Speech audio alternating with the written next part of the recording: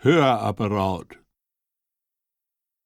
Gei dat biet vertellen mo dat lege hören verstauen von öllere Menschen, so denk wie Platznagen Lü Segerglicks an dat Volkstheaterklassiker Dat Hörrohr von Karl Bunje.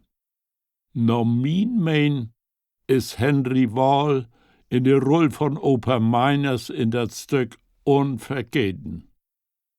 Wat wär dat doch früher von Aggewaas für de Lechhörn Lü, als noch in so'n grotet, oldmodschet Hörrohr rinbürgen muss, wenn sich verständigen will.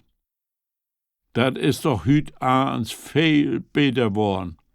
Ich weet, wovon ich schnack, denn ich hef selbst auch 2 Knöp in min Hochlappens. Aber ich komm da allerbest mit zurecht und bin heil zufrieden. Auch für Franz Rebsleger ist das Hören als seit Jahren ein bandig ärgerliche Sorg. Das Hören ist jümmers Leger worden. Sie Familie wär nun bilöten grantig und schaff Futter jümmerto mit den Rüm.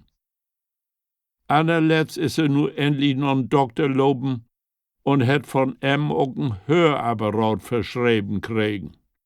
Als nun noch 4 Weken wel zu hin muss, fragen die Doktor, wat damit grot Chlor kümmt, zufrieden ist und wat nu vor allem auch bitte hören kann. Na, dat kann ihm wohl singen, mein do Franz Rebsleger. Ich hef mein Testament all 3 Mal ändert.